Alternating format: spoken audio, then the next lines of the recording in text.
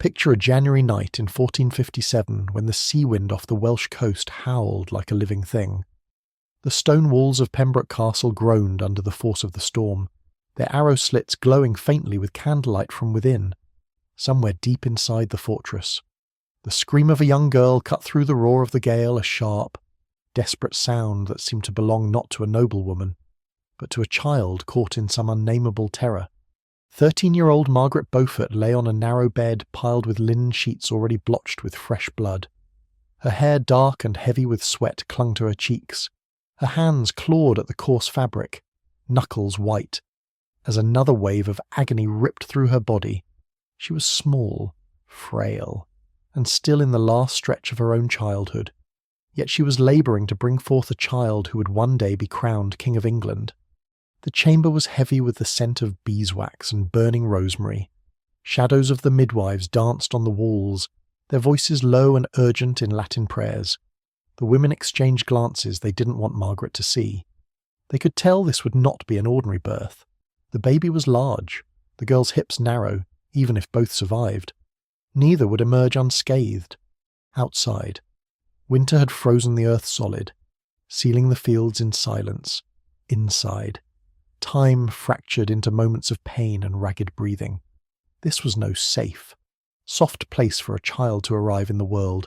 This was a stronghold built for siege and survival. The thick stone kept the cold at bay but offered no comfort. Every cry from the bed echoed off the vaulted ceiling and back into Margaret's ears, a reminder that each scream was her own. Margaret's mind was drifting in and out of the present. Caught between the searing contractions and a haze of half-formed thoughts, the memory of Bletsoe Castle gardens, where she had once played without care. The solemn voice of her mother warning her that royal blood was both armour and target, and the face of a husband she barely knew, who would never return to see this night. The irony would later strike those who told her story that this night, marked by the near destruction of a young girl's body, would also mark the beginning of the Tudor dynasty. The child forcing his way into the world would grow to end the bloodiest conflict in England's history, unite two warring houses, and reshape the fate of the kingdom. But in this moment, none of that mattered. Here, in this small chamber lit by a handful of trembling candles, the future was still uncertain. The only reality was the pain, the laboured breath, and the knowledge shared silently among the women that the hours ahead could decide the life or death of not one, but two souls. The storm outside battered the castle walls as if trying to break them open, as if the sea and wind themselves were impatient witnesses to this birth. Within, Margaret's face turned toward the ceiling, lips moving in silent prayer, whether she was pleading for herself, for her child, or simply for the pain to end. No one could tell. What they all knew was that by dawn, England might have a new heir or another name to add to the list of young mothers lost in childbirth. The night was only beginning. To understand why a 13-year-old girl lay fighting for her life on that January night, you must trace the red threads of her ancestry threads that wove her into the violent tapestry of 15th century England. Margaret Beaufort was no ordinary noble child. Through her father, John Beaufort, Duke of Somerset, she carried the blood of John of Gaunt, the fourth son of Edward III, and thus a direct line to the English crown. It was a heritage that could inspire loyalty, or provoke suspicion and fear, depending on who sat on the throne. Her father's life was a cautionary tale about the perils of serving in an age where war, politics, and personal honour were bound together like rope and gallows. John Beaufort had commanded English forces in France during the bitter closing years of the 100 Years' War. He returned home in 1444 a man diminished his campaigns marked not by victory but by loss. Territories once claimed in the name of Henry V had slipped away under his watch, and with each loss came whispers of incompetence, even treachery. Those whispers turned darker when, in May of that year, John Beaufort was found dead in his chambers at Wimborne Minster. The official verdict was fever, but few in noble circles believed such a convenient cause. Some said he had poisoned himself rather than face the king's judgment. Others insisted an unseen hand had done the work, striking him down before disgrace could be made public, in the 15th century. Poison was the favoured explanation for any noble death that came too soon. For Margaret, barely a year old at the time, Her father's end was a story she would hear in fragments half whispered by servants, hinted at by relatives, never fully explained. But the absence of her father was explanation enough in its own way. It left her in the sole care of her mother, Margaret Beauchamp of Bletsoe, a woman who understood with icy clarity that survival for herself and her child depended on securing strong alliances. Lady Margaret's bloodline was her shield and her curse. It gave her a claim to the throne that might one day be her son's greatest weapon, but it also made her a pawn in every power struggle that would follow. In the coming years, the Wars of the Roses would set the Red Rose of Lancaster against the White Rose of York, and in that storm, a girl with Beaufort blood was never simply a child. She was an asset, a liability, or a threat sometimes all at once. In those quiet moments of her early life, walking in the gardens of Bletsoe Castle, Margaret could not have known the weight of what she carried, yet already, forces far beyond her understanding were charting her path toward that bed in Pembroke Castle, where the blood in her veins would matter as much as the blood on the sheets beneath her. Margaret was barely 6 years old when the first transaction of her life was arranged. Not a sale of land or property, but of herself. In the politics of 15th century England, noble children were currency, and the higher the bloodline, the higher the value. Her mother, Margaret Beauchamp, moved swiftly after her husband's death to secure her daughter's future. The plan was simple in theory: bind the Beaufort name to another house of influence and wealth, ensuring protection in a world where shifting loyalties could turn allies into enemies overnight. The chosen match was John de la Pole, son of William de la Pole, Duke of Suffolk, a man of towering influence at Henry VI's court. The arrangement was sealed in parchment and wax, the signatures of powerful men affirming a promise that Margaret's own small hand had never agreed to. She was too young to understand the implications, but her future was already being drawn in ink. If the match had held, she might have spent her life in relative stability, tethered to one of the realm's strongest families. But in those years, fortune could sour overnight. In 1450, Suffolk fell from power in a collapse as swift as it was brutal. Accused of treason for negotiating the unpopular marriage of King Henry VI to Margaret of Anjou, and for ceding valuable French territories of Maine and Anjou to the enemy, Suffolk became the most hated man in England. His downfall came not through the courts, but through violence. Fleeing England to escape formal trial, Suffolk's ship was intercepted in the Channel by men who claimed to be pirates, but were more likely political agents exacting vengeance. He was dragged to the gunwale, forced to his knees, and executed with a rusty sword that required multiple savage blows to sever his head. His corpse was dumped into the sea, the waves swallowing the last trace of his ambition for the Beauforts. The contract binding young Margaret to Suffolk's heir was now worthless. Whatever alliance had been promised vanished in the bloody churn of the Channel. But if the marriage bargain had failed, the lesson remained in England. Security came not from love or loyalty, but from the constant reweaving of political threads. Margaret's mother did not waste time mourning the lost match. In the dangerous game they were playing, hesitation was fatal. Another husband would be found, one who could offer protection from the storms already beginning to gather on the horizon. The little girl who had once run laughing through the gardens was now a piece in a larger game, moved at will by hands far older and colder than her own. The next move in the game came quickly. By 1455, Margaret was 12 years old, an age when most girls still played with ribbons and sang songs in castle courtyards. But in the world she inhabited, 12 was more than old enough to be a wife. Her new match was Edmund Tudor, Earl of Richmond, a man in his mid-20s with the battle-hard eyes of one who had seen war and court intrigue. His family's rise had been sudden, built less on ancient lineage than on royal favour. Edmund's father, Owen Tudor, had been a Welsh courtier who caught the eye of Catherine of Valois, the widowed queen of Henry V. Their secret marriage, shocking in its disregard for protocol, had produced 2 sons, Edmund and Jasper, both half-brothers to the reigning king, Henry VI. This connection to the crown outweighed any questions about their legitimacy. The marriage between Edmund and Margaret was as much a political transaction as the broken engagement before it. It bound the Beaufort bloodline to the Tudor name, a union that could strengthen the Lancastrian position in the gathering conflict with York. For Edmund, It was a step toward consolidating power. For Margaret, it was an irreversible step into a life she did not choose. The wedding took place at Bletsoe Castle, the same place where Margaret had spent her childhood under her mother's watchful eye. The great hall was hung with tapestries depicting Beaufort triumphs, as though to remind the guests of the prestige being joined to the Tudor line. In the chapel, beneath the stone effigy of her grandfather, vows were spoken, words of love and devotion that, for Margaret, were foreign phrases recited like a prayer she barely understood. There was no concept of waiting until she was physically ready for marriage. That night, in a chamber warmed by a roaring fire and heavy with the scent of candle wax, the marriage was consummated. For Edmund, it was duty fulfilled. For Margaret, it was an initiation into womanhood that came with pain, fear, and the first shadow of lifelong scars. In the months that followed, her body began to change. The older women in her household, some compassionate, others more pragmatic, spoke in hushed tones about her condition. Margaret herself was terrified. She was still growing, her frame narrow, her hips unprepared for the burden they now carried. Her mother, who had been 18 when she gave birth, looked at her daughter's swelling belly with deep concern, knowing that childbirth was a gamble even for mature women. But before the gamble could be played, fate intervened.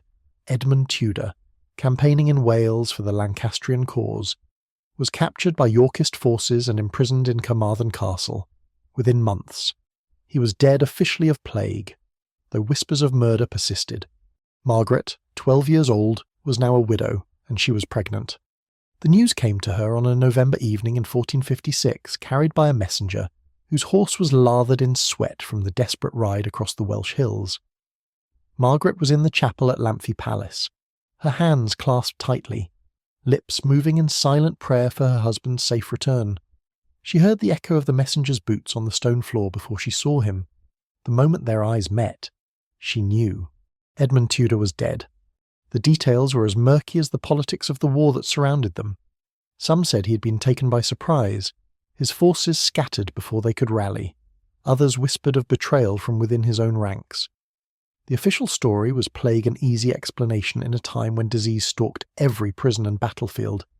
Yet the swiftness of his decline, and the refusal of his captors to allow physicians near him, left many unconvinced, whether by illness, treachery, or the slow poison of confinement. Edmund's death left Margaret without a protector in a world where a young widow with a valuable bloodline was as exposed as an unfortified town. She was 13 years old, carrying the heir to the Tudor name, alone. It was Edmund's half-brother, Jasper Tudor, who stepped into the breach, both practical and protective. Jasper understood the stakes. Margaret's unborn child was more than family, it was a living claim, a potential rallying point for the Lancastrian cause in the years to come. Protecting her meant protecting that fragile future. Jasper decided to bring her to his stronghold, Pembroke Castle. The journey, in the deep bite of a Welsh winter, was punishing. The roads were little more than rutted tracks, now hardened into jagged ridges of frozen mud. Fallen trees blocked the way, and swollen rivers forced long detours through unfamiliar valleys. Margaret travelled in a horse-drawn litter, each jolt sending a hot stab of pain through her body. She was bundled in furs, yet the cold found its way in, creeping into her bones. Pembroke Castle, when it finally rose into view, seemed carved out of the cliffs themselves. Its great round keep towered above the Pembroke River, the sea wind whipping against its walls with a constant low roar. It was a place built not for comfort, but for endurance, a fortress that had withstood sieges and storms for centuries. Within its walls, Jasper believed, Margaret and her child would be safe from the chaos beyond. But safety was relative. The castle was a harsh refuge. Its draughty chambers swallowed heat faster than the great fireplaces could produce it. The wind slipped through every crack in the ancient stone, carrying with it the salt sting of the sea. Margaret's chambers were hung with thick tapestries to blunt the chill, but nothing could shield her from the knowledge that she was now entirely dependent on the goodwill of others. Her fate, and her child's, balanced precariously on forces she could not control. Outside, England edged ever closer to full civil war.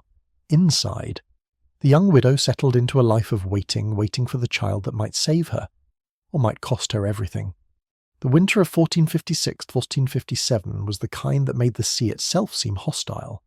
Salt winds lashed the cliffs below Pembroke Castle, carrying a damp chill that crept into every joint and bone. The castle, perched like a sentinel above Milford Haven, was a fortress first and a home only as an afterthought. Survival was its purpose, not comfort. Margaret's rooms were in the thickest part of the keep, their narrow windows no more than arrow slits, designed to repel invaders rather than admit light, even with heavy curtains and wall hangings. The cold seemed to breathe from the stones themselves. The fire in the hearth roared day and night, devouring wood faster than the servants could bring it. She kept close to it, swaddled in layers of wool, yet still felt the constant bite of winter at her fingers and toes. Jasper Tudor brought in a physician, Dr. Lewis Caerleon, a man who had studied at both Oxford and Paris, and whose weathered face carried the calm authority of decades spent confronting illness and injury. His first examination of Margaret left him grim. Her hips were too narrow, he told Jasper quietly. The child was large, poorly positioned. Delivery would be dangerous, perhaps fatal. They spoke in the solar, away from Margaret's ears, as snow hissed against the shutters. The physician laid out the options with the bluntness of a man who had seen too many women and infants lost to such situations. They could attempt to turn the child risky. With the chance of killing both, they could wait, hoping the baby shifted on its own. But delay invited exhaustion and death. A caesarean was possible, but in this age it was almost always a death sentence for the mother. Jasper was only in his mid-20s, but the decision he faced was the kind that would have aged any man. If Margaret died, the Tudor line might die with her. If the child died, the family's claim would wither. The stakes were political, but they were also personal. Jasper had grown genuinely fond of his young sister-in-law, admiring her dignity in widowhood, her quick grasp of courtly politics, and her resilience in the face of relentless misfortune. In the meantime, life within the fortress settled into a strange rhythm. Margaret read when she could, listened when Jasper spoke of alliances and betrayals, and prayed for hours in the chapel. She moved slowly, her growing belly making each step a strain. The castle physician encouraged her to walk the battlements for exercise, the sea wind biting at her cheeks as she paced between the towers. At night, she lay awake beneath heavy blankets, the wind howling outside, her hands resting over the life within her. She knew perhaps more keenly than anyone that childbirth was a threshold where one foot remained in the world of the living and the other stepped into the shadow of death, and she knew her crossing was fast approaching. Margaret had always been devout, but in Pembroke her faith deepened into something fierce, almost unyielding. The hours she spent in the chapel became the anchor of her days. The place was small, lit by flickering candles that cast long shadows across the worn stone floor, and the air carried the mingled scent of incense and the sea. Here, she knelt until her knees throbbed, whispering prayers in Latin she had learned by heart. Some believed her devotion was a sign of saintliness. Others, those who knew her more intimately, saw it as something else, a way to impose meaning on the fear that shadowed her. Prayer gave her control where her body gave her none. Each psalm, each whispered Ave Maria, was an act of defiance against the uncertainty that hemmed her in. Her spiritual guide in this period was Father Meredith, a Welshman educated at Cambridge. He was no gentle idealist.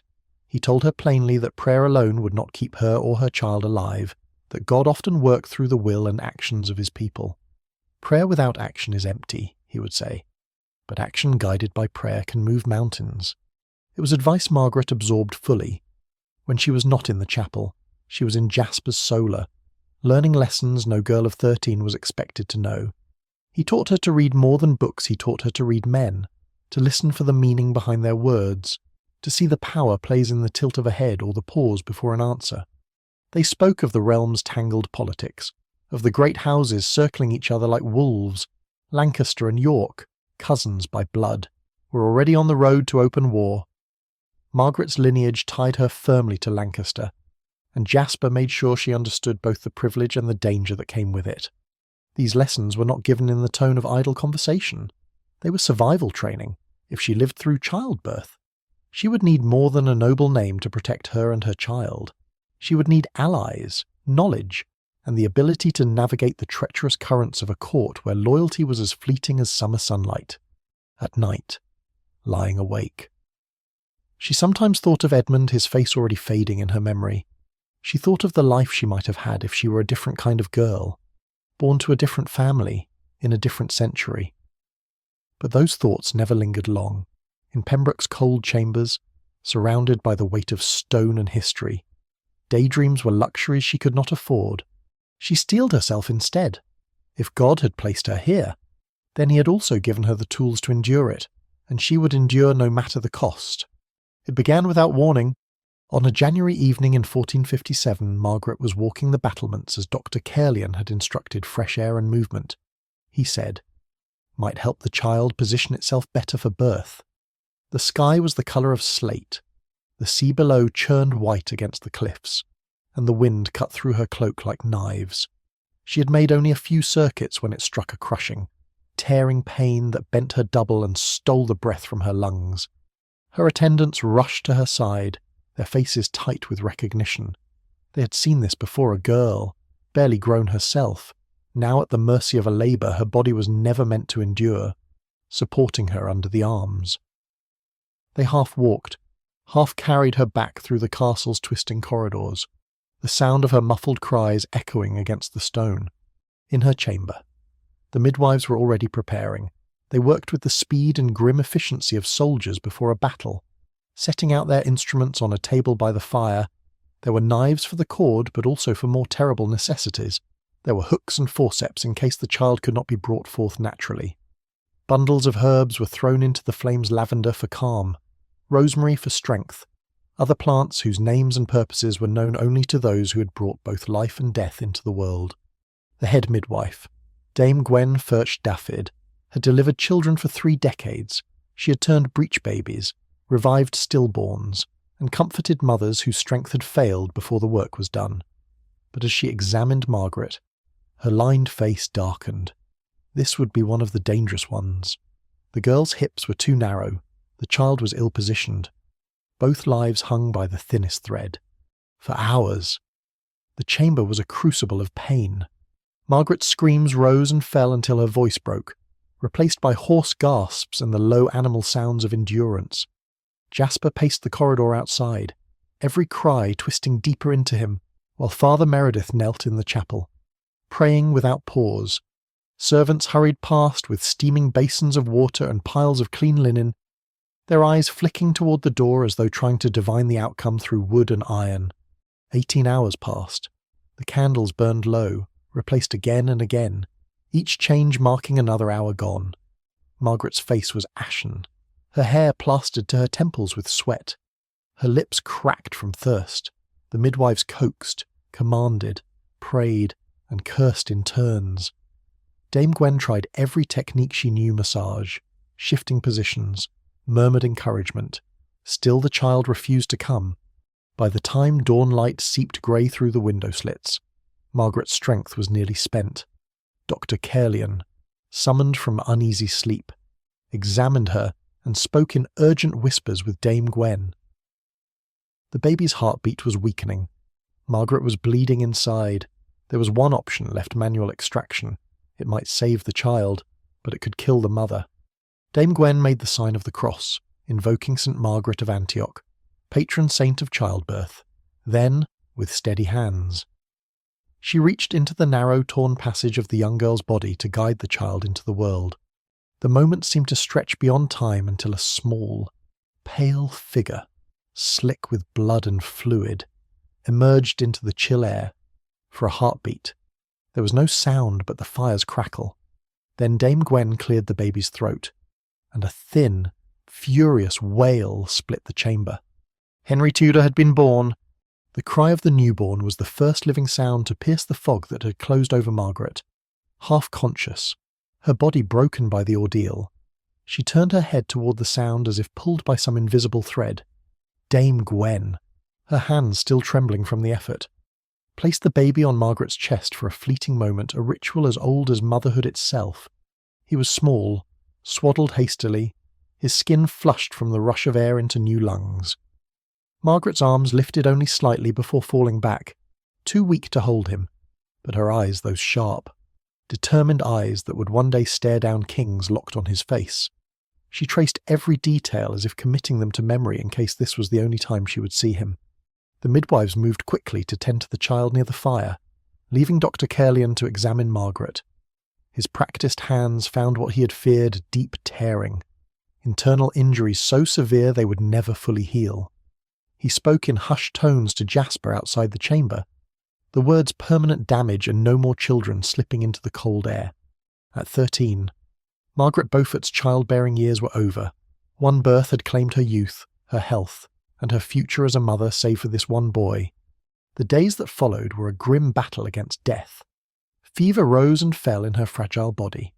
The physician prescribed bloodletting to balance the humours, herbal poultices to fight infection, and fortified wine to restore her strength. Dame Gwen remained at her bedside, spooning thin broth between cracked lips, turning her when her breathing grew shallow, wiping sweat from her brow when the fever took hold. Outside the chamber, the castle went about its business, guards changed at the gates. Fires were stoked, messages were carried in and out, but for Margaret, time narrowed to the rhythm of pain and recovery. The wounds to her body were matched by wounds to her mind. She woke from nightmares screaming, her hands clawing at the bedclothes as if trying to push away the agony of the birth. She flinched from touch, even the gentle hands of her attendants. Her love for Henry was fierce, but holding him brought flashes of the pain, the smell of blood, the sound of her own hoarse cries. Yet, in the midst of this, something hard and unyielding began to form within her. She saw, with a clarity beyond her years, that the boy sleeping in the cradle was her only claim to survival. More than that, he was her purpose. The child was the future of the Lancastrian cause, a living embodiment of her bloodline, and in a kingdom already sliding into chaos. A woman without power would be swept away unless she tied her fate to something greater than herself. She had lost her health, her freedom, and the illusion of safety. What she had left was Henry, and she would protect him not as a girl might, but as a strategist, as a soldier of politics and survival. The kingdom beyond Pembroke's walls was already shifting towards civil war. Since 1455, the rival houses of Lancaster and York had bared steel against one another at St Albans, and the rift in the realm widened with every month. The Lancastrian king, Henry VI, grew increasingly fragile in mind, and his French queen, Margaret of Anjou, became the real centre of authority, beloved by some, despised by many. For a young widow like Margaret Beaufort, the danger was acute, alone, even with her noble blood. She was vulnerable. Her son, barely weaned, was a prize worth stealing or destroying. Jasper Tudor's guardianship offered protection, but it was not a permanent shield. In this world, the surest way to defend oneself was to forge another alliance. In 1458, scarcely a year after Henry's birth, the match was made. Her new husband was Sir Henry Stafford, the younger son of the Duke of Buckingham. It was a union born not from affection but from calculation. The Staffords were Yorkist-leaning, but also pragmatic, willing to keep a Lancastrian heiress within their fold if it preserved estates and connections. The wedding was a muted affair, no grand tournaments, no glittering feasts. Margaret was still physically frail from her injuries, and she moved slowly, leaning on a maid's arm as she walked to the chapel. Her face was pale, her body thin from the long months of recovery. Stafford, a quiet man with a soldier's bearing, stood beside her like a stranger. The marriage contract was meticulous. Margaret retained control over her Beaufort estates, a condition her mother had fought for fiercely. Most crucially, young Henry would remain under Jasper Tudor's guardianship in Wales. This clause, likely seen as a minor detail by the Yorkist-aligned Staffords, would in time save the boy's life. For Margaret, the match was about safety. A husband, even one whose political sympathies ran counter to her own, was a buffer against the perils of being an unattached noblewoman in a kingdom on the brink. And Stafford was no zealot. He was a man who understood that survival often meant bending with the wind rather than standing against it. As months passed, Margaret learned to share a household with him, as one might share a political ally. They dined together, spoke politely, and maintained appearances at court when necessary. But in private, Margaret's thoughts were rarely with him. They were with the boy in Wales, the son she saw only rarely, whose very existence was the pivot on which her future and perhaps England's would turn. From the moment Henry was taken into Jasper Tudor's care, Margaret's motherhood became something distant, fragile, and painfully incomplete. Pembroke and the Welsh hills kept him safe, but they also kept him far from her arms. Months would pass without word, and when messages did arrive, they were thin lifelines, brief notes of his health, his studies, his growth. When she did see him, it was under conditions that felt more like diplomatic visits than family reunions. Henry was brought into her presence with Jasper, or trusted attendants nearby, as if even a mother's influence needed supervision in this unstable age. Margaret would trace the lines of his face with her eyes, noting the changes, a sharper jaw, a steadier gaze, and wonder what moments of his boyhood she had already lost forever. To bridge the distance, she sent letters. Some were coded with harmless-seeming references to weather or hunting that hid news or advice. Others carried the quiet pulse of maternal longing reminders that he was loved, prayers for his safety, and encouragement to trust in God's purpose for him. Alongside the letters came gifts books in Latin or French, fine woolen clothes, small carved figures, tokens that might, she hoped, anchor her in his mind when memory faded.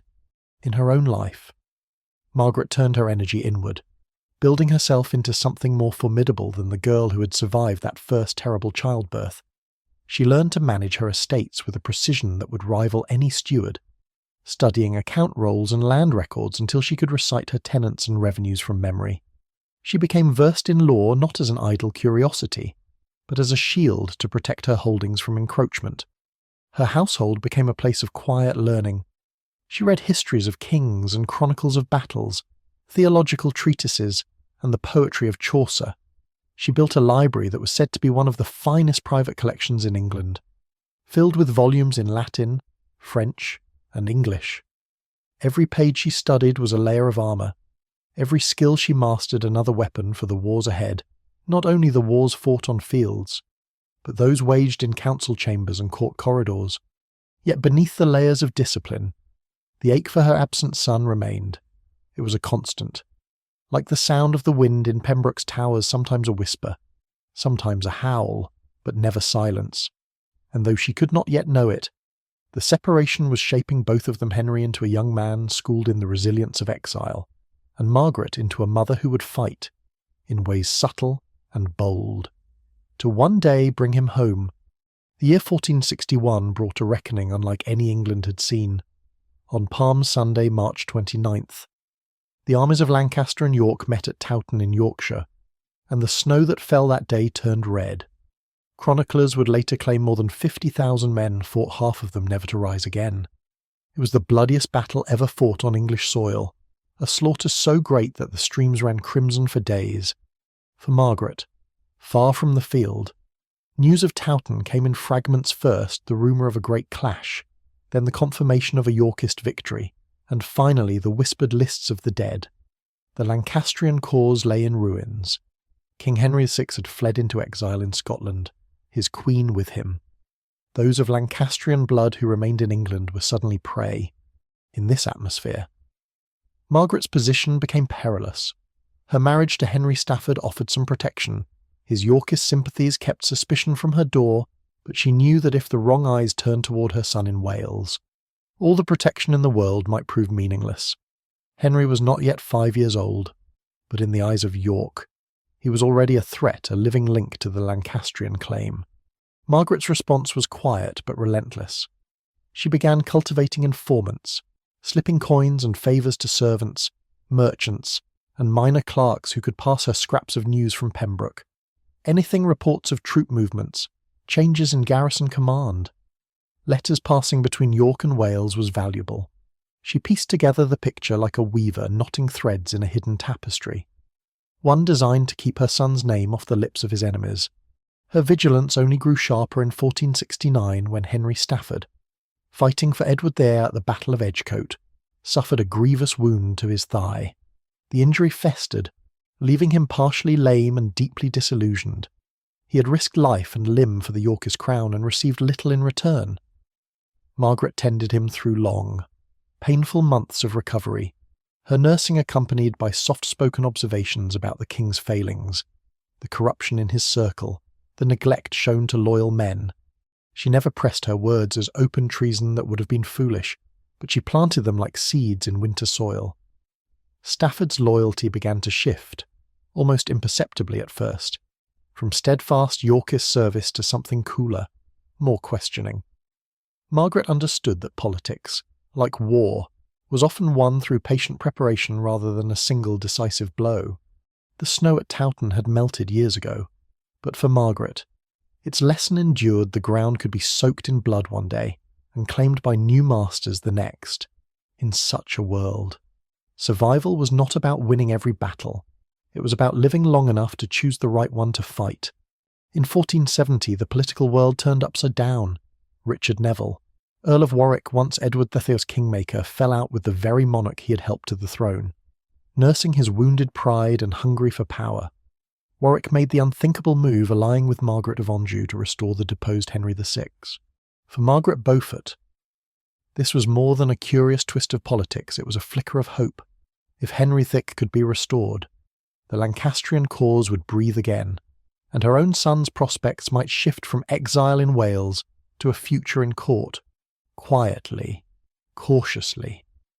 She began to reach out to old contacts, testing the waters to see which nobles might rise if Lancaster returned to power. That October, Warwick's rebellion succeeded. Edward IV fled to Burgundy. Henry VI was led from the Tower of London and reinstated as king. Margaret attended his restoration ceremony at Westminster, standing in the throng as the once mad monarch blinked in the torchlight, seemingly bewildered by his return to power. For a moment, the air seemed charged with the promise of reversal. But promises are fragile in the Wars of the Roses. Edward IV returned from exile in March 1471 with Burgundian troops, and the kind of focused ruthlessness that only defeat can forge. At Barnet, Warwick was slain, his body left on the field to cool in the damp spring air. 2 weeks later, on May 4th, the final blow came at Tewkesbury. There, the Lancastrian heir, Edward of Westminster, Margaret of Anjou's only son, was cut down. Some said he fell in the fighting, others whispered he was executed after capture. Either way, the death of the prince, followed by Henry VI's mysterious demise in the Tower soon after, extinguished the direct Lancastrian line. Suddenly, all eyes, both sympathetic and hostile, turned toward a boy in Wales, Henry Tudor, son of Margaret Beaufort. His claim to the throne, once distant and obscured, now stood in sharper relief. Jasper Tudor saw the danger instantly. Remaining in Wales meant capture and certain death for Henry. The only hope was flight. In the hurried days that followed, plans were made in whispers and under the cover of darkness. One September night in 1471, as Yorkist forces closed in, Jasper and 14-year-old Henry slipped aboard a ship at Tenby, bound for Brittany. The departure was so rushed that Margaret did not even know it was happening. She would learn of it only after her son was gone. The news carried to her like the echo of a door slamming shut. She had been separated from him for most of his life, but now the distance became immeasurable, not just the breadth of Wales, but the width of the Channel, the hostility of nations, and the uncertainty of war. In that moment, whatever softness remained in her heart hardened into something colder, sharper, and infinitely more dangerous. When the news finally reached her, Margaret felt the weight of it before the words were even finished. Henry was gone, taken across the Channel into an exile with no certain return. She imagined the moment in her mind, the ship casting off from the harbour at Tenby under a moon half hidden by clouds, the black water stretching out in every direction, her son standing on the deck beside Jasper, the wind snapping at the sailcloth. She had not been there to see him leave, had not been able to press a hand to his cheek or whisper a final prayer into his ear. For 14 years she had accepted the bitter compromise of seeing him only rarely, believing that distance within Wales was a necessary shield. But this was something different. This was a separation dictated not by choice, but by survival, by the hard fact that in England, Henry's bloodline had become a death sentence. Brittany was no paradise. The duchy, under Duke Francis II, balanced precariously between the pressures of England and France. Henry would be safe only so long as it served the Duke's interest to keep him so, to Margaret's mind. That meant her son's life was now a matter of politics as much as geography, in the days after she learned of his flight. Margaret moved through her household like a figure carved from ice. Those who knew her well saw the change immediately. The quiet, pious widow they had known seemed to dissolve, replaced by a woman whose eyes no longer softened, whose voice was calm but edged with steel. If she could not be a mother in the way the world understood it, she would be something else entirely: a strategist, a conspirator, a force. Henry Stafford, her second husband, lingered in poor health. The old war wound at Edgecote never having fully healed. In 1471, not long after Henry's departure, Stafford died. Some said it was the infection in his leg. Others suspected the long grind of political anxiety had finished him. There were even whispers quickly silenced that his death was too convenient for Margaret's emerging designs, whatever the cause. His passing freed her to act without the constant need to balance another man's loyalties against her own ambition. By then she was approaching 30, twice widowed, mother to a boy beyond her reach, and the sole architect of her own survival, in the chessboard of England's politics. Her position was dangerous but not hopeless. She had the Beaufort bloodline, a name that could rally allies or terrify rivals, and she had the will to use it. What she needed next was not just protection, but partnership with someone whose political instincts matched her own. Her eyes turned toward one of the shrewdest players in England, Thomas Stanley. Lord Stanley? Thomas Stanley was a man who had perfected the art of survival in a country that devoured the reckless. Neither wholly Yorkist nor wholly Lancastrian, he was known for his ability to read the winds of war and change his banner at the precise moment it would carry him to victory. To some, he was an opportunist. To others, a master of the only game that mattered: staying alive and keeping power in a kingdom where both could vanish overnight. For Margaret, a marriage to Stanley was not about affection. It was about creating a fortress of influence. Stanley commanded vast lands in the northwest, could muster thousands of men, and enjoyed deep connections in both factions. His network of informants and courtiers reached from the royal court to the merchant halls, the monasteries, and the countryside gentry. The marriage negotiations were conducted with the care of a treaty. Margaret would retain control over her Beaufort estates, keeping her son's inheritance beyond the reach of any husband's claims. Stanley, in turn, would gain the prestige of being allied to royal blood and the subtle but significant influence of having the mother of the last Lancastrian claimant under his roof. Both knew exactly what they were gaining, and neither expected romance. Their wedding was staged with deliberate grandeur. Tournaments and banquets lasted 3 days, a calculated show that Margaret Beaufort was still a political force worth reckoning with despite her son's exile. Edward thus himself attended, a shrewd reminder that the king preferred dangerous players close at hand where he could watch them. Behind the scenes, the marriage was a pact of mutual advantage. Stanley's position gave Margaret cover to correspond with her son and his allies under the guise of harmless family affairs. In return, she offered him her unmatched ability to read the political map, to know who was wavering, who could be bought, and when to hold back from action. Publicly, they appeared the dutiful noble couple hosting feasts, attending court, lending their presence to royal processions. Privately, each pursued their own agendas, neither interfering with the other's ambitions so long as they didn't conflict. For Stanley, it was business as usual. For Margaret, it was the building of the foundation she would need when the moment came to act for Henry's return. Marriage to Thomas Stanley did not make her safe. Nothing in England was truly safe, but it made her stronger. And in the long game she was now playing, that was the only currency that mattered, with Stanley as her shield. Margaret began weaving a network of intelligence that rivaled anything the crown itself could command. She understood that in a realm where a careless word could mean the gallows, information was as valuable as gold and infinitely more dangerous.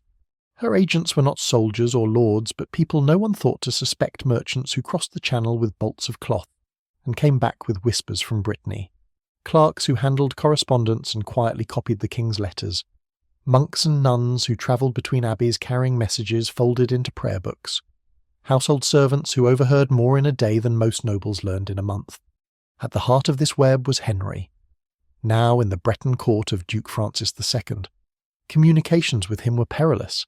Messages could not be sent openly. Too many eyes watched for treason, so they were hidden in seemingly innocent letters about trade, livestock, or family matters, ink that faded from view, revealed only by heat or special liquids, carried news of shifting alliances, troop movements, and political unrest. Margaret's fear for Henry's safety never loosened its grip.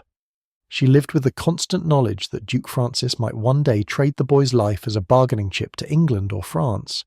Every scrap of news she received about him, his health, his education. The company he kept was weighed and recorded like an entry in a sacred ledger. Her ability to see the game before others did began to earn her a quiet reputation. She knew when Yorkist factions argued among themselves, when marriages were planned that might change the balance of power, when discontent stirred in the shires. Stanley, always cautious, sometimes acted on her intelligence, and sometimes merely filed it away until the moment was right. It was a dangerous dance, for Margaret's network was not invisible. There were those at court who suspected her of keeping one foot in the Lancastrian camp, but her outward piety, her careful deference to Edward IV and her position as the wife of a politically valuable lord kept accusations from taking root. Still, the web she wove stretched tight across England and beyond, each thread connected to another, and Margaret held them all in her mind, feeling for the slightest tremor that might signal the time to act. She did not know when that time would come, but she knew, with the certainty of a woman who had survived too much to trust to chance, that it would. In April 1483, the game changed overnight. Edward IV, still in the prime of life but worn down by years of indulgence and strain, died unexpectedly at the age of 40, his heir. The 12-year-old Edward V was too young to rule unaided, and the kingdom braced itself for a regency. That regency, everyone assumed, would be led by the boy's uncle, Richard, Duke of Gloucester, a man with a reputation for loyalty and military skill. But in England, reputation shifted as quickly as banners in the wind. Within weeks, Richard seized control of his nephew, placed him in the Tower of London ostensibly for his protection, and declared the boy and his younger brother illegitimate. The shock of it rattled every hall in the kingdom. By summer, both princes had vanished from sight entirely. Whispers swirled that they were dead, smothered or stabbed in their beds, the tower's thick walls swallowing their last cries. Richard crowned himself king in July. His reign began under a cloud of suspicion so dark it threatened to eclipse him entirely, to the people and to many in the nobility. A usurper sat on the throne, a man whose path to power was stained by the blood of children, for Margaret Beaufort. This was both a moment of peril and opportunity. Richard's ruthlessness had shattered Yorkist legitimacy in the sudden vacuum of trust. Her son Henry's claim, once dismissed as distant and theoretical, began to look like a plausible alternative. She moved quickly, using her network to open channels to disaffected Yorkists and loyal Lancastrians alike. Her boldest step came in forging an alliance with Elizabeth Woodville, the widowed queen of Edward VI and mother of the missing princes. Together, they formed a pact if Henry landed in England and took the throne. He would marry Elizabeth's eldest daughter, uniting the houses of Lancaster and York and ending the civil war that had bled the realm dry for decades. It was a breathtaking gamble. Such a marriage would not only legitimize Henry's rule in the eyes of Yorkists, but would also heal, at least on paper, the deepest political wound in England. But for the plan to work, Henry had to cross the sea and Richard had to be defeated. In October 1483, the first attempt came. Margaret worked with Bishop John Morton and other exiles to coordinate uprisings in England that would coincide with Henry's landing from Brittany. It required perfect timing and flawless secrecy. She poured her energy, her influence, and her coin into the scheme. And then, disaster. The rebellion faltered before it could truly ignite. Betrayals unravelled the careful web. Henry's crossing was aborted by storms, and Richard's forces moved swiftly to crush the conspirators. Heads fell on the block, estates were seized. Margaret herself was spared execution only because of her marriage to Stanley. Richard could not risk alienating a man of Stanley's military weight, so instead he placed Margaret under house arrest, stripped her of her titles, and ordered her movements strictly controlled. But confinement was not defeat, even in the shadow of Richard's wrath. Margaret's mind was fixed on the same unshakable goal, bringing her son home to wear the crown. House arrest did not still Margaret Beaufort's hand, it merely forced her to work more carefully. From the quiet rooms where Richard's men thought they were keeping her contained, she sent coded letters through servants she had vetted for years. She used phrases about household accounts to disguise military plans, and tucked messages into prayer books carried by travelling clergy. Every word, every courier, was a gamble. But Margaret had learned long ago that survival was about measured risks. In Brittany, Henry waited. The years had hardened him. Exile had taught him patience. Yet he knew as well as his mother that his moment would not come twice. In August 1485, that moment arrived. Henry landed at Milford Haven with a modest force, fewer men than Richard, but every step inland swelled his ranks. Margaret's years of alliance building had prepared the ground. The decisive hour came at Bosworth Field on August 22nd. Richard III stood at the head of a seasoned army, confident that Lord Stanley and his troops would fight at his side. But Stanley had built his reputation on reading the wind, and Margaret's steady persuasion had long since planted the seeds of betrayal. As the battle hung in the balance, Stanley's forces moved not to Richard's aid, but against him. The charge broke Richard's lines. The king fought to the last, refusing to flee, but he was cut down in the mud, his crown retrieved and placed on Henry's head in the midst of the field, after decades of war. England had a new ruler, Henry VII, son of Margaret Beaufort. Margaret's triumph was absolute, yet it came at a personal cost she could never reclaim. She had not raised her son, had not been there for his childhood or his youth. They were bound not by shared years, but by shared purpose, a political partnership forged in absence and sharpened by danger. In the years that followed, she became the most powerful woman in England, as my lady the king's mother. She advised Henry, managed vast estates, and ensured the stability of the Tudor dynasty. She saw him wed Elizabeth of York, uniting the red and white roses at last.